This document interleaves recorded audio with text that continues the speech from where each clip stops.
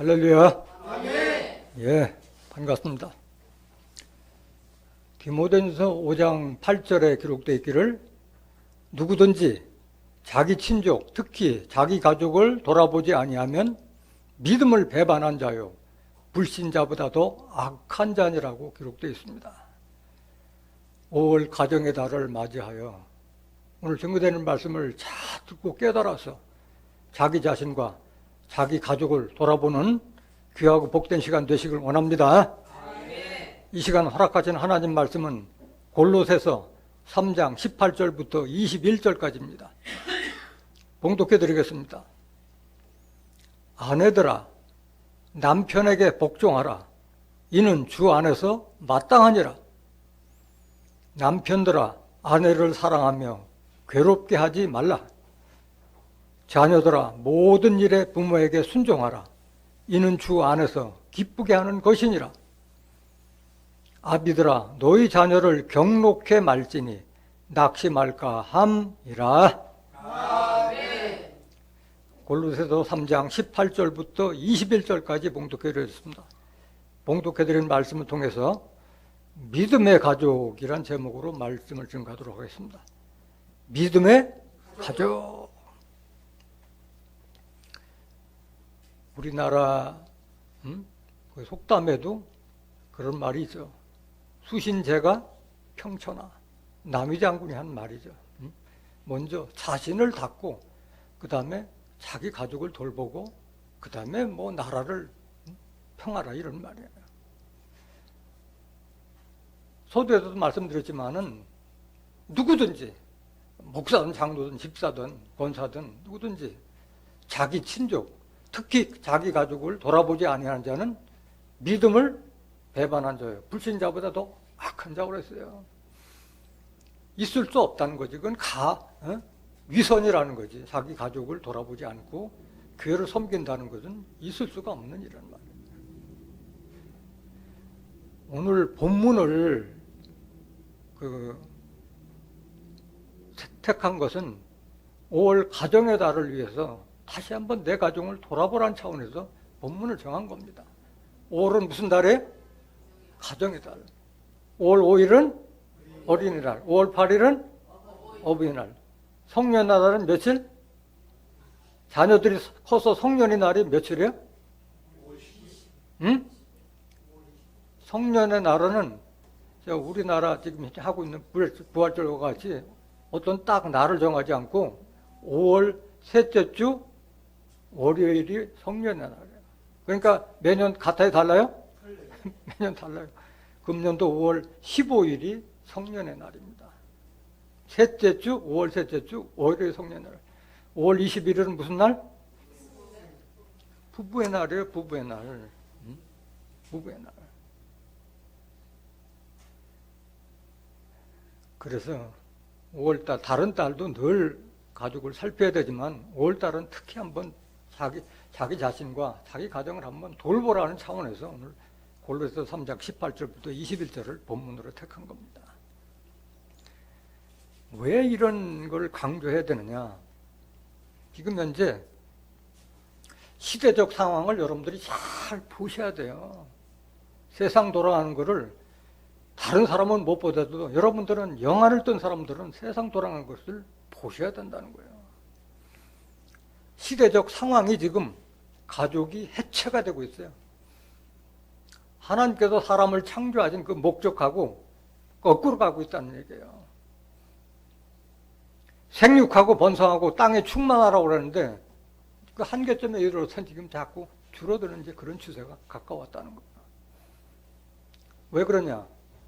지금 미혼 자녀들이 자꾸 점차적으로 증가하고 미출산 때문에 인구가 이제 점차적으로 줄잖아요. 특히 그 중에 한국이 대표적으로 노년 인구가 합장 많은 노쇠해지는 그런 것이 우리나라가 가장 심각한 인구 절벽 시대를 맞고 있는 거예요. 1년에 출생하는 인원이 뭐 20만 정도밖에 지금 못 미쳐요. 군대 갈 인원이 모자랄 판이에요, 지금은. 그 다음에 이혼율도 점점 많아질 뿐 아니라 황혼 이혼이 점차적으로 늘다 보니까 혼자 1인 가구가 지금 2021년 기준, 통계청 기준으로 31%를 넘고 있어요. 혼자 사는 가족이 전 인구의 31%를 차지하고 있다는 거예요. 이게 우리나라만 그러냐? 세계적인 추세예요. 일본, 중국까지도 그런 추세로 가고 있는 거예요. 이건 뭘 말하고 있느냐?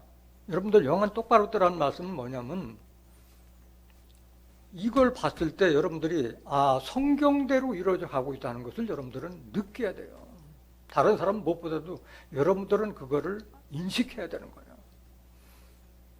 예수님께서 이제 십자가 지시가 얼마 앞두고 제자들이 물었어요. 예수님, 세상 끝에는 어떤 징조가 있겠습니까? 세상 끝이 될 때는 어떤 징조가 있어야 할 때, 마태복음 24장에 그 세상 끝에 일어날 징조를 여러 가지 예수님께서 말씀하셨지만, 거기에 무슨 말씀하셨냐면, 세상 끝에는 사람들의 사랑이 식어져서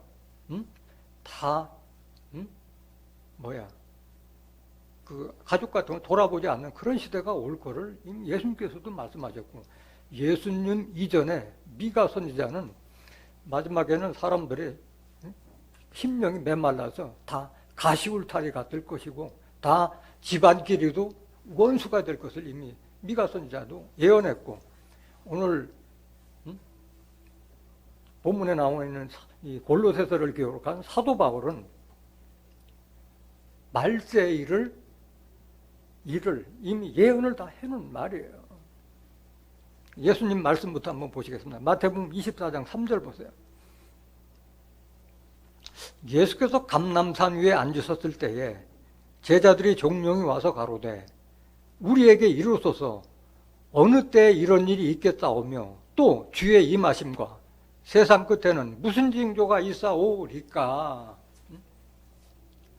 예수님 다시 재림하실 때 세상 끝에는 어떤 징조가 있사오리까 해서 마태복음 24장은 다 세상 끝에 일어날 징조에 대해서 여러 가지 강조하셨는데, 거기도 특히 강조한 것은 세상 끝에 되면 미혹하는 선지자가 많이 나와서 너희들을 미혹할 것이더라. 그 미혹에 넘어가지 말라고 3번이나 강조하셨고, 뭘 또 말씀하셨냐. 10절 보세요. 마태복음 24장 10절.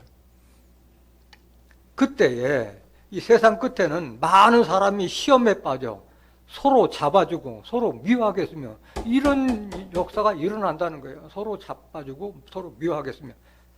11절. 거짓 선지자가 많이 일어나 많은 사람을 미혹하게 하겠으며, 불법이 성함으로, 뭐가 성으로? 불법이 성함으로 많은 사람의 사랑이 식어져서 메말라졌어요. 지금 가족들 간에도 그렇고 뭐 친구, 이웃 다 지금 믿지 못하는 시대가 됐잖아요. 성경을 이루어 가고 있다는 거예요. 미가서 7장 1절 한번 보세요. 재앙이로다 나여 나는 여름 실과를 딴 후와 포도를 거둔 후 같아서 먹을 송이가 없으며 내 마음에 사모하는 처음 익은 무화과가 없도다. 이와 같이 선인이 착한 사람이 세상에서 끊쳤고 정직자가 인간에 없도다. 무리가 다 피를 흘리려고 매복하며 각기 그물로 형제를 잡으려 하고 두 손으로 악을 부지런히 행하도다. 그 군장과 재판자는 뇌물을 구하며 대인은 마음의 악한 사욕을 바라며 서로 연락을 취하니 그들의 가장 선한 자라도 뭐 같고? 가시 같고, 가장 정직한 자라도 찔레 울타리보다 더하도다. 그들의 파수꾼들의 날, 곧 그들의 형벌의 날이 임하였으니, 형벌의 날이 이렇다는 게 심판 때 이런 일이 일어난다는 거예요. 이제는 그들이 요란하리로다. 너희는 이웃을 믿지 말며 친구를 의지하지 말며 내 품에 누운 여인에게라도 내 입에 문을 지킬지어다. 이런 일이 있을 것을 이미 미가 선지자가 예언했다는 거예요. 6절. 아들이 아비를 멸시하며 딸이 어미를 대적하며 며느리가 시어미를 대적하리니 사람의 원수가 곧 자기의 집안 사람이로다. 예수님께서 똑같은 말씀하셨어요. 사람의 원수가 집안 사람이라고 예수님께서도 말씀하셨잖아요. 사도 바울은 어떻게 증거했느냐? 말세에 너가 고통하는 때가 이르리라. 사람들이 마음이 바뀌기 때문에 고통을 받게 된다고 말씀하시죠. 디모데후서 3장 1절 보세요. 네가 이것을 알라. 말세 고통하는 때가 이르리니. 말세가 되면 이런 일 때문에 너희들이 고통받을 것이다. 뭐냐 그게. 사람들은 자기를 사랑하며 자기밖에 몰라. 돈을 사랑하며 자긍하며 자기가 최고인 줄 알고 교만하며 회방하며 뭘 거역하며? 부모를 거역하며. 지금 이게 세계적인 풍조예요. 내가 자식을 잘 가르치려 하더라도 도대체 그러다 보니까 참 가족 하나 자식 하나 제대로 키우기 어려운 시대가 되고 있다는 거예요. 감사치 아니하며 감사한 것을 잊어버리고 있는 거예요. 거룩하지 아니하며 무정하며 원통함을 풀지 아니하며 참소하며 없는 것도 있는 것처럼 꾸며서 고자질하고 절제하지 못하며 못 참잖아요. 요즘 애들은 뭐라고 조금만 하면 푹 하고 사나우며 선한 것을 좋아하지 아니하며 선한 것을 좋아하지 않으면 뭐 한다는 게 악한 일로 가는 거예요. 죄악으로 가는 거예요. 배반하여 팔며 조급하며 자고하며 쾌락을 사랑하기를 하나님 사랑하는 것보다 더하며 그랬잖아요. 말 안 듣잖아요. 쾌락을 쫓는 것을 하나님 사랑보다 더 좋아하고 경건의 모양은 있으나 경건의 능력은 부인하는 자니 이 같은 자들에게서 네가 돌아서라. 여러분들뿐만 아니라 여러분 가족들도 이런 데서 자식들을 돌아보라는 거예요. 왜 믿음의 가족을 강조하느냐? 오늘 제목이 믿음의 가족이잖아요. 왜 여러분들 가정만큼이라도 믿음의 가족이 되어야 하는 그 이유가 어디 있느냐? 인자의 맘은 노아의 때와 같고 롯의 때와 같다고 이렇게 성경에 기록되어 있잖아요. 노아의 홍수 심판 때도 롯의 유황불 심판에도 구원받은 자는 의인 가족과 의인들이 구원받았지 먹고 마시고 사고 팔고 세상 쫓아가는 자들은 다 죽을 때까지도 깨닫지 못하고 다 죽을 수밖에 없었기 때문에 하나님의 말씀을 깨달은 여러분만이라도 여러분들 가정을 지키라는 말씀인 거예요. 마태복음 24장 37절 보세요. 노아의 때와 같이 인자의 마음도 그러하리라. 누가복음 17장 28절. 또 롯의 때와 같으리니 사람들이 먹고 마시고 사고 팔고 심고 집을 짓더니 롯이 소돔에서 나가던 날에 하늘로서 불과 유황이 비오듯 하여 저희를 멸하였느니라. 인자에 나타나는 날에도 이러하리라. 베드로가 다시 증거했잖아요. 베드로서 2장 5절 보세요. 옛 세상을 용서치 아니하시고 오직 의를 전파하는 노아와 그 7 식구를 보존하시고. 노아는 의를 전파했잖아요. 또 심판이 올 것을 알려줬지만은 듣지 않았잖아요. 그 7 식구는 노아의 처와 아들과 며느리가 다 노아를 도와서 협조했잖아요. 방주를 같이 지었잖아요. 경건치 아니한 자들의 세상에 홍수를 내리셨으며, 그러니까 구원받은 자들은 의를 행하는 가족이 구원받았고 경건치 아니한 자들이 심판받은 거예요. 6절. 소돔과 고모라 성을 멸망하기로 정하여 죄가 되게 하사 후세는 오늘날 사는 우리에게 경건치 아니할 자들에 대한 분을 보여준 거예요. 그림자로 보여줬다는 거예요. 그걸 봤으면 돌이켜야 된다는 거예요. 7절.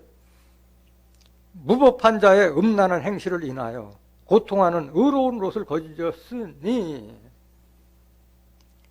그 롯의 때는 동성애가 얼마나 심했어요. 하늘에서 온 천사들도 우리와 상관하게 그들을 내놓으라고 했잖아요. 천사들을. 롯이 내 딸, 남자를 알지 못하는 내 딸을 내줄 테니까 맘대로 해라. 근데 이 사람들은 보여달라고 했는데도 불구하고 네가 무슨 상관이냐. 그 하늘의 천사들 내놓으라고 했던 자들이 바로 롯의 시대였잖아요. 동성애가 만연되어 있는 상태예요. 지금 마찬가지 세계적인 추세가 지금 동성애를 다 인정하는 추세로 다 가고 있잖아요. 전부 다. 하나님의 그 인간 창조의 근본을 지금 현재 거꾸로 가고 있는 거예요.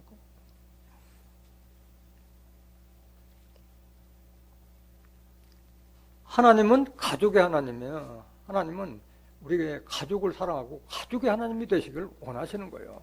그리고 우리가 하나님의 소생, 신의 소생이 되기를 하나님은 원하고 계시는 거예요. 그럼 우리가 하나님의 축복을 받기 위해서는 하나님의 말씀을 잘 순종해야 할 줄로 믿습니다. 에레미야 31장 1절 보세요. 나 여호와가 말하노라. 그때 내가, 그때라는 건 하나님께서 심판 때를 말하고 있잖아요. 그때 내가 이스라엘 모든 가족의 하나님이 되고 그들은 내 백성이 되리라. 여러분들이 하나님의 가족이라면, 여러분이 하나님의 백성이라면 하나님께서 우리에게 주신 말씀을 잘 듣고 지키고 행해야 할 줄로 믿습니다. 사도행전 17장 24절 한번 보실까요?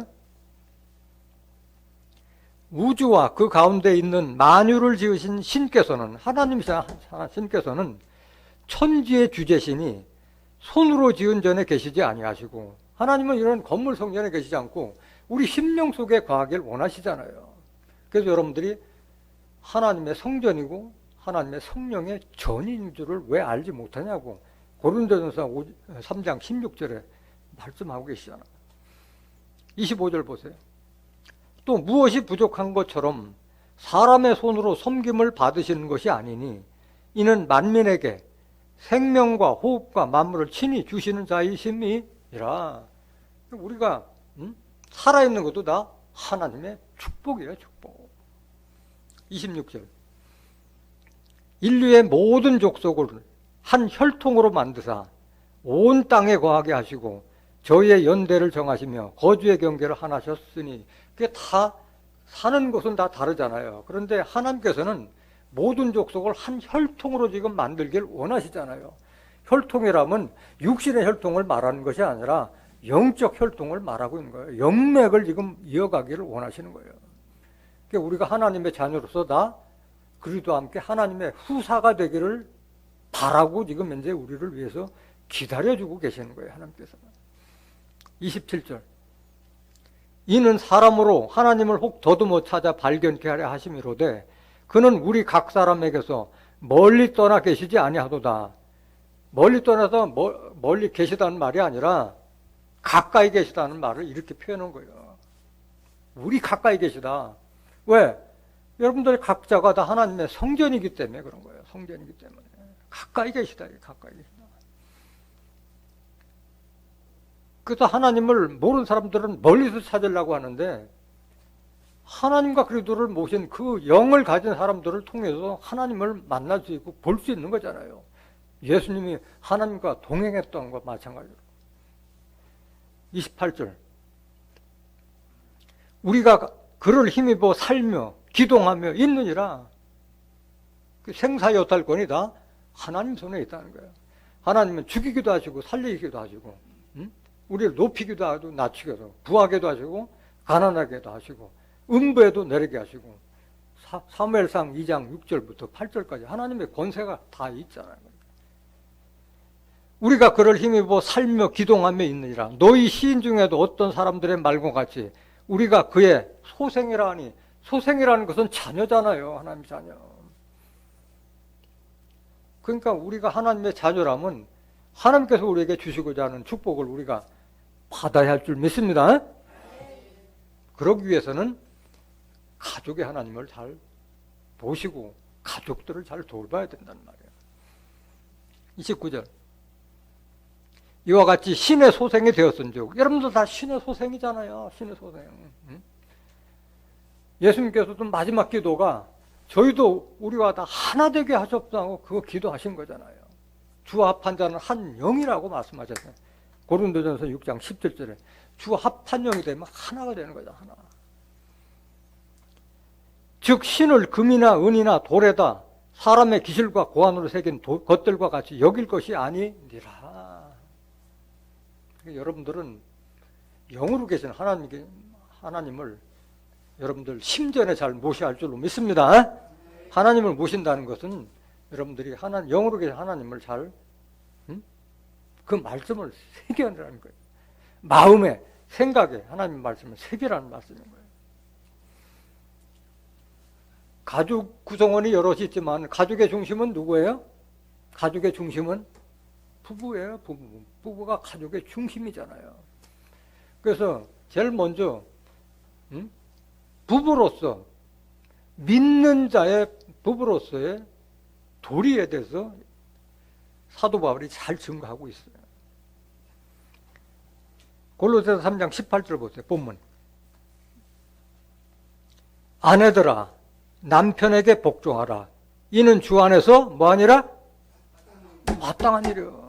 아내들아 남편에게 복종하라. 이는 주 안에서 복종하는 주 안에서. 믿지 않는 자들의 한 말이 아니잖아요. 믿는 자들이라면 하나님과 그리스도 안에서 이게 마땅한 도리라는 거예요. 왜 그래? 하나님과 그리스도는 왜 아내들은 남편에게 복종하라는 거예요? 이유가 어디에 있어요? 질서의 하나님이기 때문에. 하나님은 질서의 하나님. 머리가 둘이 될 수는 없다는 거예요. 세상은 남전 여비사상이 다 무너지고 여성 상위가 시제가 됐다 하지만은 믿는 자들의 입장에서는 이게 마땅한 도리라는 거예요. 남편에 복종하는 것이. 19절. 그러니까 아내들만 그래야 되냐? 남편은 어떻게 되느냐?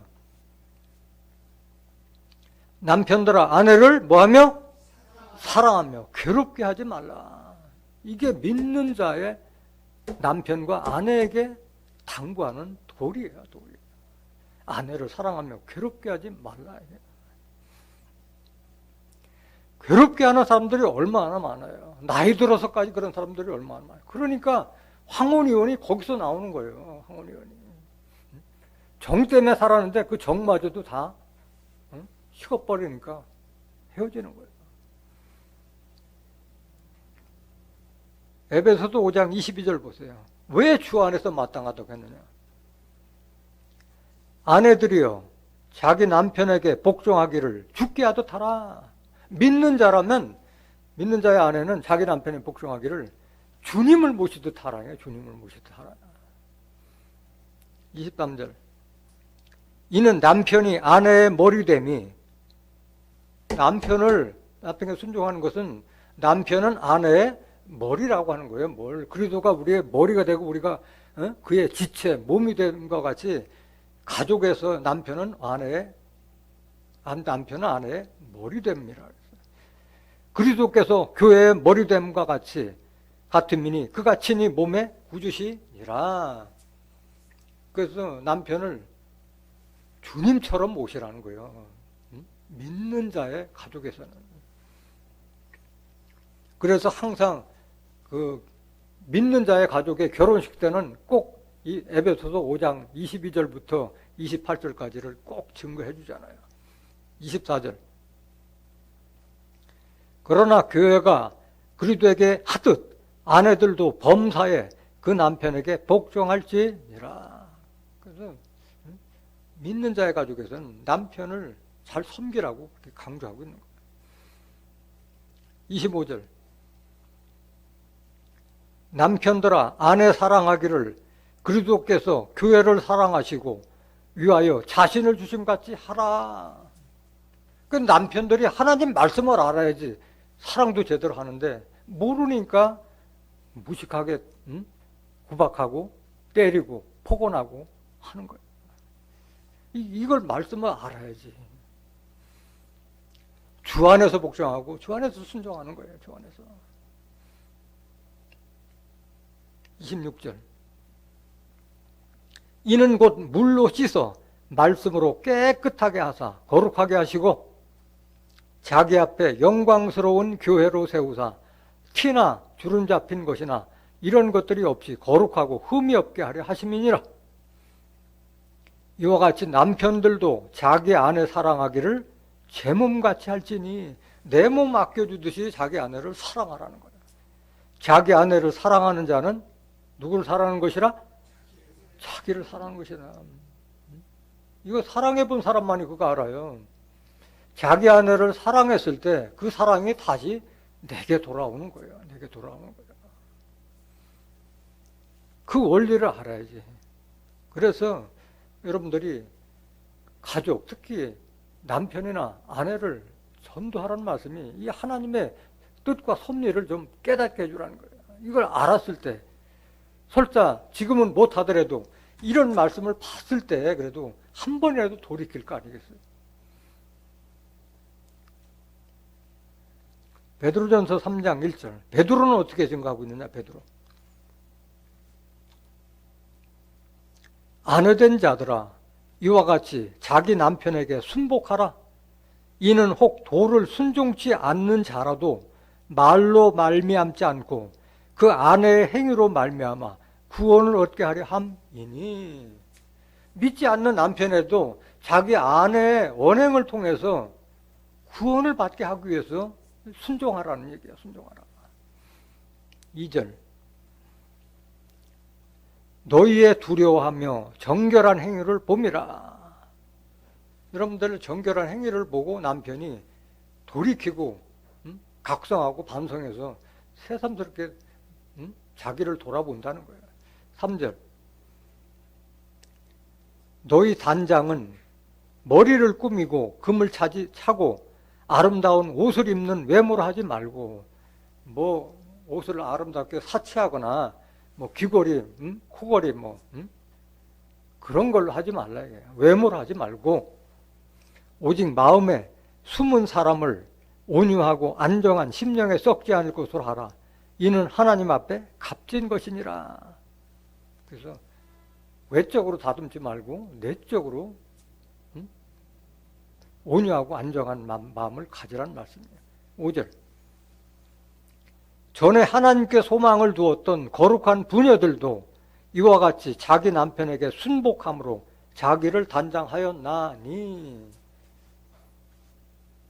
여러분들 구약 성경에 보면은 여러 가지 여자들이 많이 나오잖아요. 대표적인 사람이 사라와 같은 자, 사라. 그 다음에 또 룻이나 여러 가지 그런 본받을 만한 여자들도 많이 있잖아요. 기생 라합과 같은 자들도 마찬가지. 정탐꾼하고 결혼해서 예수의 그 조상이 되고 했잖아요. 6절 보세요. 6절. 사라가 아브라함을 뭐라 칭하여? 사라가 아브라함을 주로 모셨어요. 선생으로 모신 거예요. 주님으로 모신 거예요. 주라 칭하여 복종한 것 같이 너희가 선을 행하고 아무 두려운 일에도 놀라지 아니하므로 그의 딸이 되었느니라. 그래서 사라는 자기 몸종 그 하갈이 자기를 괴롭혀도 자기 마음대로 처리하지 않고 항상 아브라함한테 의견을 물어가지고 아브라함이 하도록 해줬잖아요. 그러니까 그 네 종이 아니냐, 네 마음대로 하라, 아브라함이 그렇게 얘기했잖아요. 자기가 자기 마음대로 안 하고 자기 뜻을 다 아브라함을 통해서 할 수 있도록 했다는 거예요. 7절. 남편 된 자들아, 이와 같이 지식을 따라 너희 아내와 동거하고 저는 더 연약한 그릇이요 또 생명의 은혜를 유업으로 함께 받을 자로 알아 귀히 여기라. 이는 너희 기도가 막히지 아니하게 하려 함이라. 아내를 귀히 여기는 자는 믿는 자가 귀히 여기는 거예요. 여기 너희 기도가 막히지 않게 하려 함이라는 것은 믿는 자의 남편들에게 하는 말이지 믿지 않는 자들이 하는 말이 아니잖아요. 그러니까 여러분들이 귀하게 대접받으려면은 남편 모시고 와야 되는 거예요. 남편을 하나님 앞으로 인도해야 되는 거예요. 남편들 입장에서도 그렇잖아요. 부부싸움하고 와서 여기서 사회를 맡아보거나 기도를 맡아보면 제대로 눈에 들어와요? 싸웠던 생각만 나고 머리가 하얘지지. 안 나오잖아. 기도가 안 되잖아요.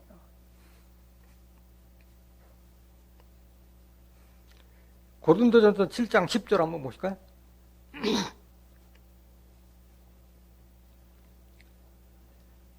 혼인한 자들에게 내가 명하노니 명하는 자는 내가 아니요 주시라. 이거는 지금 고린도전서는 사도 바울이 고린도 교인들에게 증거하는 거잖아요. 그런데 내가 명한다고 했는데 명하는 자는 내가 아니요 누구의 말이라? 하나님과 그리스도에게 나에게 줘서 명하는 말이다 이게요. 내가 지금 대언의 말을 한다는 거예요. 명하는 자는 내가 아니요 주시라. 주님이 명하는 말이 뭐냐? 여자는 남편에게서 갈리지 말고 만일 갈릴지라도 그냥 지내든지 다시 그 남편과 화합하든지 하라.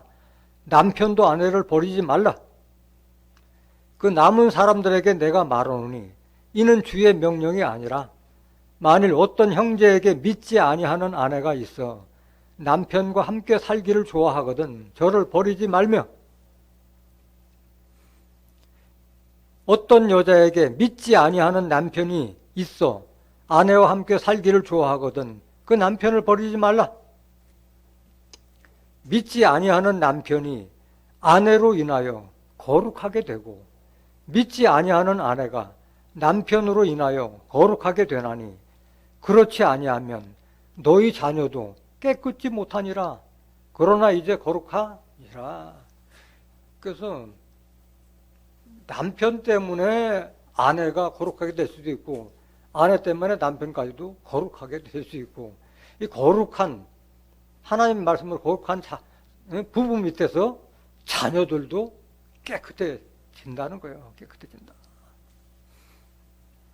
15절 혹 믿지 아니하는 자가 갈리거든 갈리게 하라. 믿지 않은 자끼리 갈릴 때는 갈리게 하라. 형제나 자매나 이런 일에 구속받을 것이 없느니라. 그러나 하나님은 화평 중에서 너희를 부르셨느니라. 가급적 화평 속에서 헤어지 말고 하되 갈리게 되면 갈리게 하라고 말씀해요. 구속받을 일은 없다고 말씀하신 거예요. 계속 보세요. 아내 된 자여 네가 남편을 구원할는지 어찌 알 수 있으며 남편 된 자여 네가 네 아내를 구원할는지 어찌 알 수 있으리요. 사람의 장래는 모르잖아요. 도저히 안 될 것 같은 사람이라도 최선을 다하라는 말이잖아요. 17절 오직 주께서 각 사람에게 나눠주신 대로 하나님이 각 사람을 부르신 그대로 행하라. 내가 모든 교회에서 이와 같이 명하더라.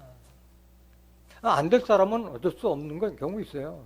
요한복음 8장 47절에도 하나님께 속한 자는 하나님 말씀을 듣나니 듣지 않은 자는 하나님께 속하지 아니야. 속하지 않은 자가 있기 때문에 어쩔 수 없지만은 최선을 다하라는 말씀이에요. 최선을 다하라. 특히 남자의 마음을 움직이는 사람은 여자예요. 여자가 잘 하셔야 돼요. 특히 여자들이. 교회에서도 보면 남자가 먼저 말씀 받아온 사람들은 자기 가족을 데려오기가 어려운데 말씀을 여자들이 받은 사람들은 남편을 데려오는 경우가 더 많더라고요. 여자가 더 지혜로워서 지혜롭게 해야 돼요. 잠언서 31장 10절 한번 보세요.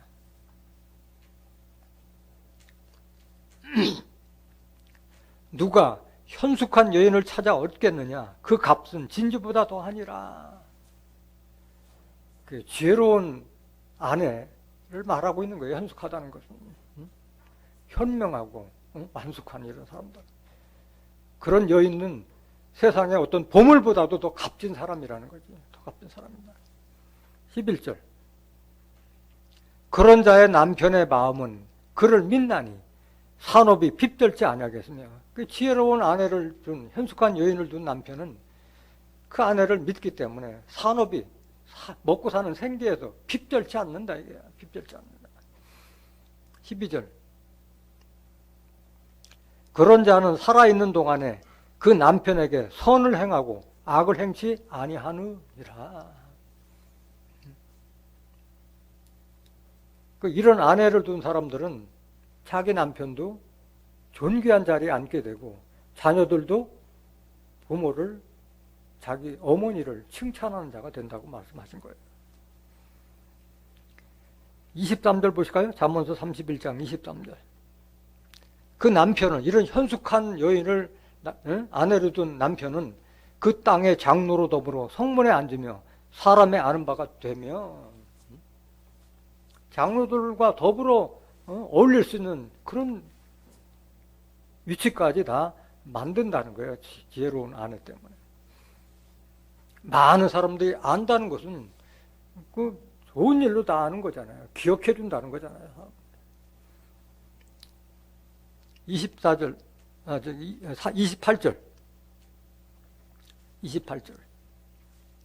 그 자식들은, 현숙한 아내의 자식들은 일어나 살해하며 그 남편은 칭찬하기를 덕행 있는 여자가 많으나 그대는 여러 여자보다 뛰어난다 하느니라.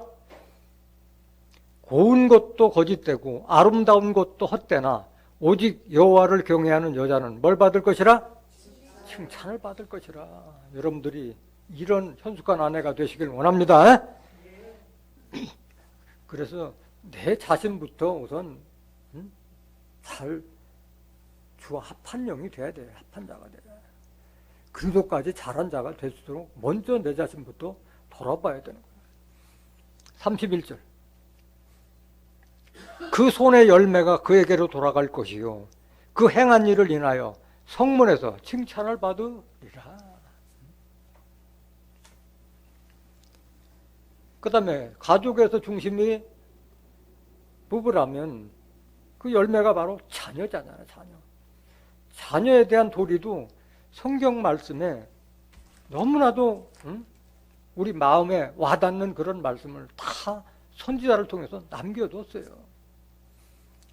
그래서 이런 말씀을 지금 현재 세상에서 학교나 사회에서 가르쳐주지 않잖아요. 효라는 개념이 다 말살돼 버렸어요. 가르쳐주는 사람이 없어요. 사회 나가도 어른이 없잖아요, 다.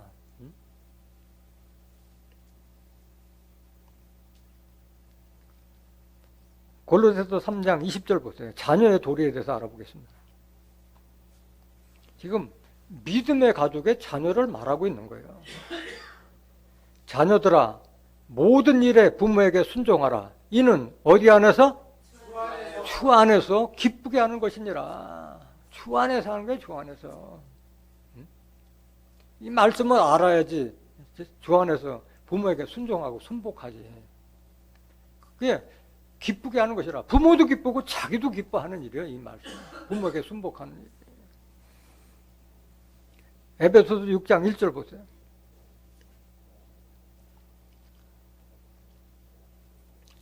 자녀들아, 너희 부모를 주 안에서 순종하라. 여기도 똑같은 말이잖아요. 주 안에서 순종하라. 주 안에서. 말씀 안에서 순종하라는 말이잖아요. 이것이 옳은 일이라. 믿는 자의 자녀라면 이게 당연한 일이라는 게 당연해요. 2절. 내 아버지와 어머니를 공경하라. 이것이 약속 있는 첫 계명이니 이건 율법에도 명하고 있잖아요. 부모를 공경하는 말은 약속 있는 첫 계명이래요. 첫 계명. 3절. 이는 네가 잘 되고 땅에서 장수하리라. 이래서 이게 기쁘고 복된 일이라는 거예요. 부모 잘 섬기면 네가 잘 되고 땅에서 장수하는 길이 바로 부모 잘 섬기는 일이라는 거예요. 주 안에서 섬길 때. 첫 계명에도 부모를 공경하라고 그랬는데 율법에도 나와 있잖아요. 출애굽기 20장 12절 보실까요? 내 부모를 공경하라. 그리하면 너희 하나님 나 여호와가 내게 준 땅에서 내 생명이 길리라. 장수하는 비결이 바로 부모 공경하는 일이에요. 부모 공경하는 일이에요. 출애굽기 21장 15절 보세요. 부모를 공경하지 않으면 엄하게 다뤘어요. 율법 시대도. 자기 아비나 어미를 치는 자는 반드시 죽일지니라. 죽여버리도록 하는 거예요. 죽여버리도록. 율법. 이에는 이, 눈에는 눈으로 보답하는 게 바로 율법이잖아요. 17절 보실까요? 그 아비나 어미를 저주하는 자는 반드시 죽일지니라. 어미 다뤘어요. 신명기 21장 18절 보세요. 사람에게 완악하고 패역한 아들이 있어 그 아비의 말이나 그 어미의 말을 순종치 아니하고 부모가 징책하여도 듣지 아니하거든 그 부모가 그를 잡아가지고 성문에 이르러 그 성읍 장로들에게 나아가서 그 성읍 장로들에게 말하기를 우리의 이 자식은 완악하고 패역하여 우리 말을 순종치 아니하고 방탕하며 술에 잠긴 자라 하거든 그 성읍의 모든 사람들이 그를 돌로 쳐 죽일지니 이같이 네가 너희 중에 악을 제하라 그리하면 온 이스라엘이 듣고 두려워하리라. 이렇게 율법에서도 엄하게 다뤘어요. 순종하지 않는 자식들에 대해서는. 잠언서 15장 20절 한번 보실까요? 잠언에도 자식에 대한 도리에 대해서 여러 구절을 설명드리고 있어요. 지혜로운 아들은 아비를 즐겁게 하여도 미련한 자는 어미를 업신여기느니라.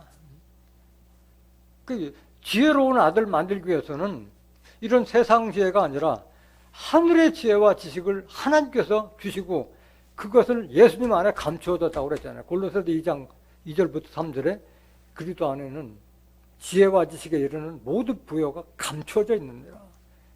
잠언서 9장 10절에는 여호와를 경외하는 것이 지혜의 근본이라 내 생명의 날이 길리라 약속하고 있잖아요.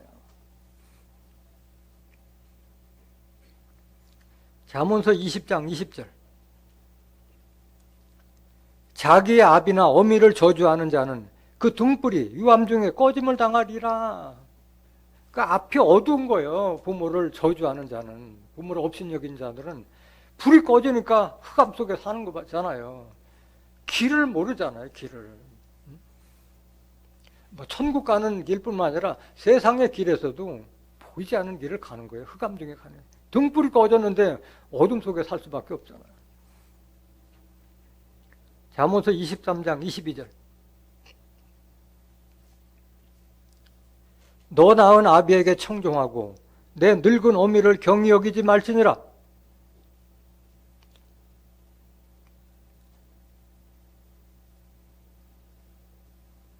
24절 의인의 아비는 크게 즐거울 것이요 지혜로운 자식을 낳은 자는 그를 인하여 즐거울 것이니라. 여러분들이 자식을 지혜롭게 키워놓으면 삶이 즐거운 거예요. 삶이 즐거운 거예요. 그런데 자식이 되바라지면 여러분들 세상에 낙이 없는 거예요. 자식 잘못 두면.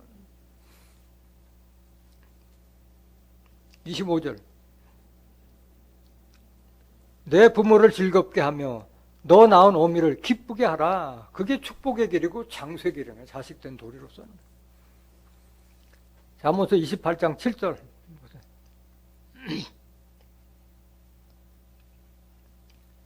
율법을 지키는 자는 지혜로운 아들이에요. 그래서 여러분들이 자녀들에게 이 성경 말씀 가르치는 말이잖아요. 율법을 지키는 자가 지혜로운 아들이라고 그러잖아요. 탐식자를 사귀는 자는 아비를 욕되게 하는 자니라 말씀하셨잖아요. 요즘 여러분들 자식들 아무리 영어 수학 보고 왜 해외 유학 보내면 뭐해? 다 되바라져서 부모 나몰라 하고 하는데 많이 보잖아요. 여러분들 눈으로 다 보고 있잖아요. 잠언서 30장 17절 아비를 조롱하며 어미 순종하기를 싫어하는 자의 눈은 골짜기에 까마귀에게 쪼이고 독수리 새끼에게 먹히리라. 실질적으로 까마귀가 먹고 독수리가 먹는다는 얘기 아니라 등불이 꺼진다는 말은 똑같은 거예요. 죽음의 길밖에 없다는 거예요. 이런 자들은 앞이 보이지 않다는 얘기예요.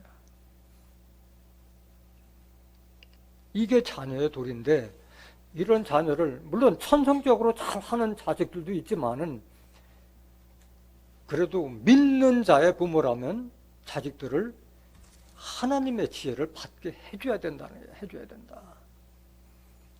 가르쳐야 된다는 거예요. 부모는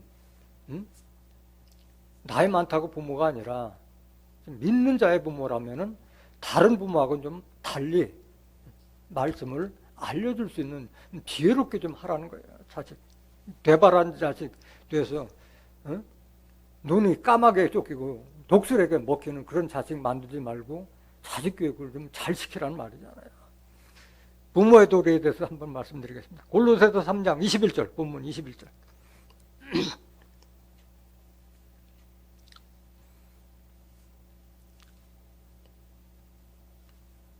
골로새서 3장 21절.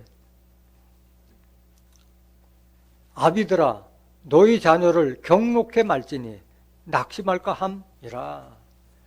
그래서 자녀들을 환하게 몰아치지 말고 낙심하지 않도록 주의 교양과 훈계로 양육하라는 말씀이에요. 에베소서 6장 4절 보세요. 또 아비들아 너희 자녀를 노엽게 하지 말고 오직 주의 교양과 훈계로 양육하라. 다른 말로 말하면 성경 말씀 가르쳐주라 이 말이잖아요. 주의 교양과 훈계가 나라 성경 말씀이잖아요. 디모데후서 3장 15절 보세요. 또 네가 어려서부터 성경을 알았나니 성경은 능히 너로 하여금 그리스도 예수 안에 있는 믿음으로 말미암아 구원에 이르는 지혜가 있게 하느니라. 계시록의 심판 관련은 누구도 피할 수가 없잖아요. 노아의 홍수 심판과 롯의 심판과 같이 종말에도 하나님 심판은 약속되어 있는 거잖아요. 거기서 구원받게 하기 위해서는 알려줘야 될 거예요. 성경 말씀을 알게 해주라는 말씀이잖아요. 16절. 모든 성경은 하나님의 감동으로 된 것으로 교훈과 책망과 바르게 함과 의로 교육하기에 유익하니 이는 하나님의 사람으로 온전케 하며 모든 선한 일을 행하게 온전케 하려 함이니라. 이게 성경이잖아요. 그래서 이걸 가르쳐주라는 말이잖아요. 하나님을 섬기는 자가 받아야 될 축복에 대해서 알려줘야 되잖아요. 하나님을 경외하는 보응이 뭐예요? 재물과 영광과 생명을 줄 것을 약속하고 계시잖아. 잠언서 22장 4절 보세요. 겸손과 여호와를 경외함의 보응은 재물도 있고 영광도 있고 영생까지 이를 생명까지도 지금 약속하고 계신 것이 이 하나님 말씀이잖아요. 가르쳐야 돼요. 여러분들이 무꿀꿀해서로 자식들을 데리고 나와야 되는 거예요. 정말 사랑한다면.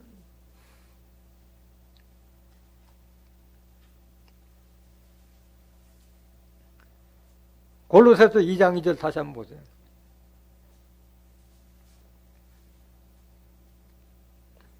이는 저희로 마음의 위안을 받고 사랑 안에서 연합하여 원만한 이해의 모든 부여에 이르러 하나님의 비밀인 그리스도를 깨닫게 하려 함이라. 그 안에는 지혜와 지식의 모든 보화가 감추어 있느니라. 이게 참지예요. 이게 참지예요. 영어, 수학, 외국어 잘하는 그게 지혜가 아닌 거예요. 조물주, 천지 만물을 창조하신 창조주의 마음을 아는 것이 그게 참지예요. 지금 참지예요.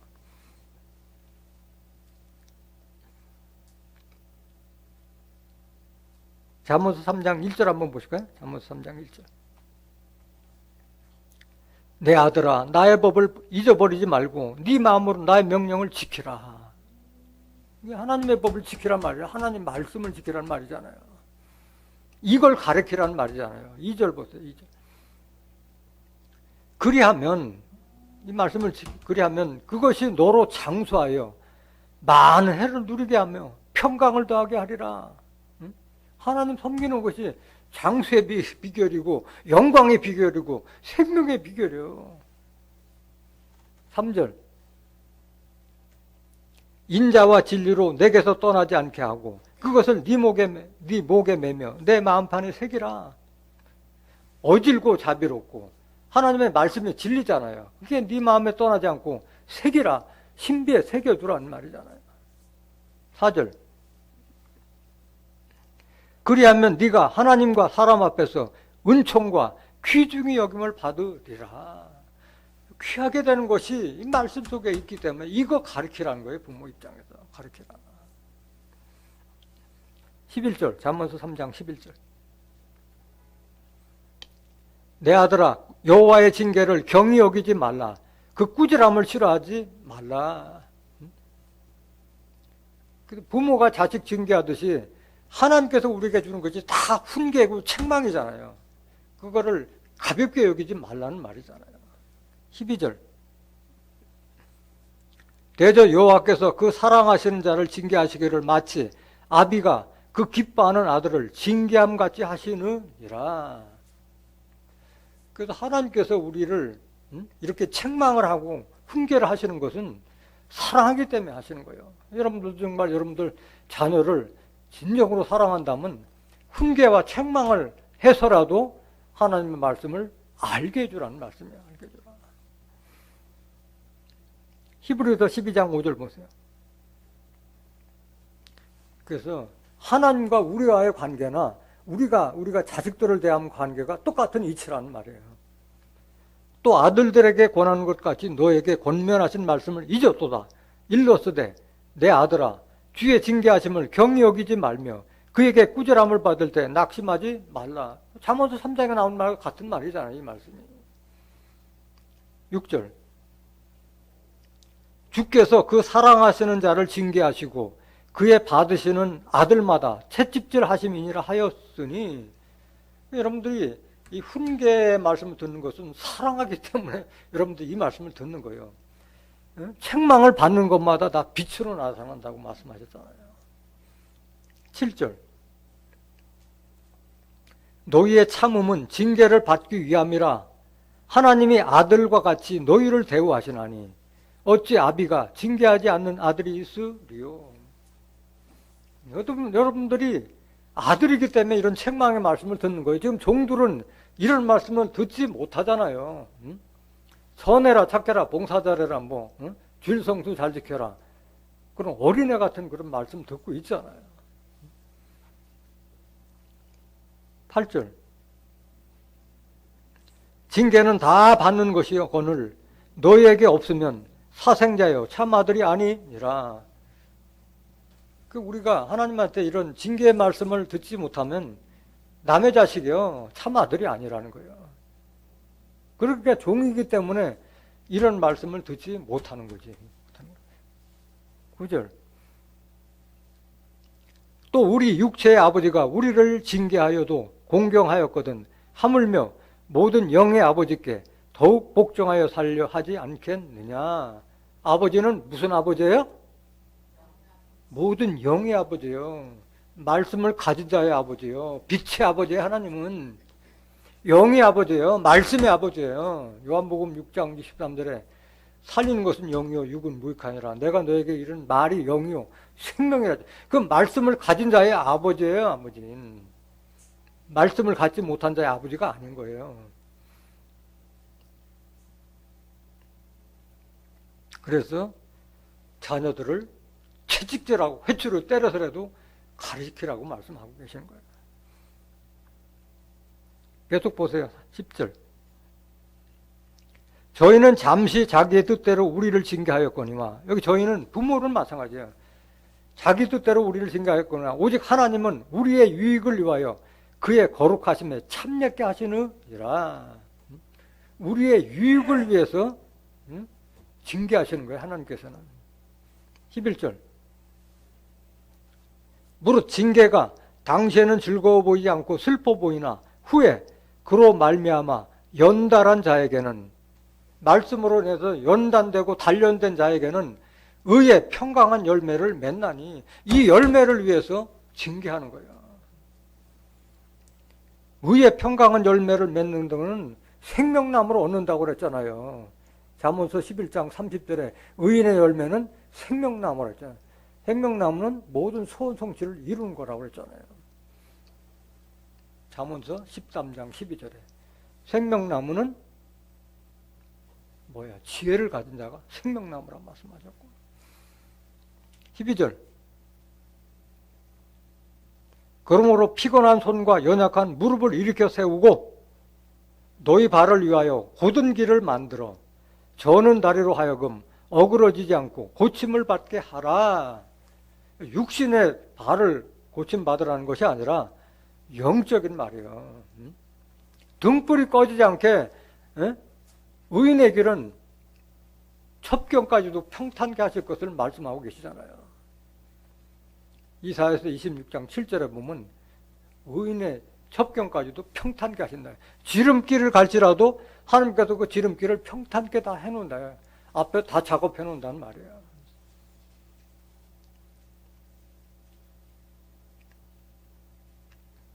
그래서 자식을 되바란 자식이 되지 않도록 가르치라고 말씀하시는 거예요. 잠언서 13장 24절.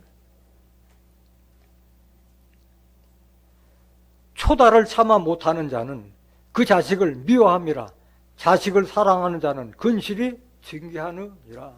초달이라는 것은 회초를 쳐 채찍달이요. 회초를 치고 채찍으로 때리더라도 가르치라는 거예요. 가르치지 않는 자는 자식을 미워하는 자라고 말해요. 그러니까 어렸을 때 잘 가르쳐야 되는데 성장하고 나면 회초리 쓸 수 없잖아요. 도리어 맞을까 두렵잖아. 잠언서 23장 13절. 아이를 훈계하지 않지 말라. 훈계하지 않지 말라는 건 하라는 얘기, 말라는 얘기예요. 부정의 부정은 긍정이에요. 훈계하라는 얘기잖아요. 훈계하지 않지 말라. 채찍으로 그를 때릴지라도 죽지 아니하리라. 때려서라도 가르치란 말이에요. 14절. 그를 채찍으로 때리면 그 영혼을 음부에서 구원하리라. 죽음의 길로 가는 것에 구원해 주는 거지. 때려서라도 하나님의 말씀을 가르치란 말씀입니다. 잠언서 29장 15절 보세요. 채찍과 꾸지람이 지혜를 주거늘 임의로 하게 버려두면 그 자식은 어미를 욕되게 하느니라. 그래서 천성적으로 어쩔 수 없는 자식도 있겠지만은 자식이 잘못되는 것은 부모의 역할이 중요하다는 거예요. 그만큼 부모의 역할이 중요하다는 거예요. 그 다음 가족의 중심 되는 부부의 도리, 자식의 도리, 부모의 도리 말씀입니다. 근데 형제 도리가 있어요. 형제 도리. 마태복음 5장 23절 보실까요? 그러므로 예물을 제단에 드리다가 거기서 네 형제에게 원망 들을 만한 일이 있는 줄 생각나거든 예물을 제단 앞에 두고 먼저 가서 형제와 화목하고 그 후에 와서 예물을 드리라. 하나님의 말씀은 지극히 상식적이고 지극히 공평한 거야. 내 앞에 예단 드리는 것보다 너 형제끼리 화목하는 게 더 그게 우선이다. 이게 하나님 그걸 가르치시는 거예요. 사람이 어찌 자기 가족을 돌아보지 못하고 어떻게 하나님을 교회를 섬기려 이렇게 말씀하셨잖아요. 그래서 내 가족이 먼저라는 게 내 가족이 먼저라는 거예요. 얼마만큼 용서해줘야 되느냐? 마태복음 18장 70번씩 7번이나 용서해 주라 했잖아요. 마태복음 18장 21절. 그때 베드로가 나와 가로되 주여 형제가 내게 죄를 범하면 몇 번이나 용서해 주리까? 7번까지 하오리까? 예수께서 가라사대 내게 이르노니 70번뿐 아니라 70번씩 7번이라도 할지니라. 육신의 형제든 영적 형제든 용서 못할 게 없다는 거예요. 여러분들이 하나님의 축복을 제대로 깨달았다면 용서 못할 죄가 없다는 거예요. 다 용서해 주라는 말이에요.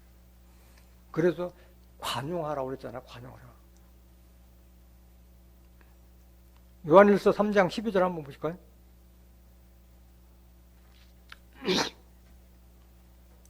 가인같이 하지 말라. 저는 악한 자에게 속하여 그 아우를 죽였으니 어찌 연고로 죽였느냐? 자기의 행위는 악하고 그 아우의 행위는 의로움이니라. 계속 보세요. 형제들아 세상이 너희를 미워하거든 이상히 여기지 말라. 우리가 형제를 사랑함으로 사망에서 옮겨 생명으로 들어간 줄을 알거니와 사랑치 아니한 자는 어디에 가느니라? 사망에 가는다. 사랑치 않는 자는 사망에 간다고 말씀하신 거예요. 사망길을 가는 거예요. 사랑을 알기 위해서는 하나님 말씀을 알아야지. 하나님은 알잖아요. 사랑을 알잖아요. 하나님은 사랑이라고 말씀하셨잖아. 15절. 그 형제를 미워하는 자마다 살인하는 자니 살인하는 자마다 영생이 그 속에 거하지 아니하는 것을 너희가 아는 바라. 미워하는 것 자체를 살인으로 지금 비유하고 있잖아요. 그런 자에게는 영생을 얻지 못한다는 말씀인 거예요. 요한일서 4장 20절 한번 보실까요? 누구든지 하나님을 사랑하노라 하고 그 형제를 미워하면 이는 거짓말하는 자니 보는 바 그 형제를 사랑치 아니하는 자가 보지 못하는 바 하나님을 사랑할 수가 없느니라. 눈앞에 있는 형제를 사랑치 못하는 자가 보이지 않는 하나님을 사랑할 수가 없다. 이건 위선이다. 이게 위선. 거짓이라는 얘기야. 그건. 그러니까 하나님 말씀은 지극히 옳잖아요. 응? 내 가족이 우선이라는 게 내 가족이.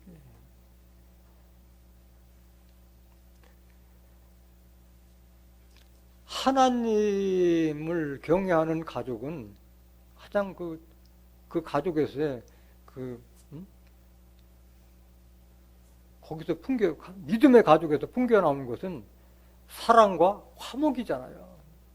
사랑과 화목이 없다면 그건 믿는 자의 가족이라고 볼 수가 없는 거예요. 중심은 사랑이 있고 화목이 있고. 가난하더라도 여호와를 경외하는 집은 부하고 다투는 것보다 낫다고 말씀하신 거예요. 잠언서 15장 16절 보세요. 가산이 적어도 빈궁하게 살아도 여호와를 경외하는 것이 크게 부하고 번뇌하는 것보다 나으니라. 이거 여러분들이 아셔야 돼요. 부잣집 보세요. 재벌들 그 집안 돌아가는 거 보세요. 다 콩가루 집안 다 돼버리잖아요. 번뇌하는 것뿐만이 아니라 원수같이 지내는 사람들이 얼마나 많아요. 돈 많아도. 가산이 적어도 하나님을 경외하는 것이 크게 부하고 번뇌하는 것보다 낫다고 말씀하신 거예요. 17절.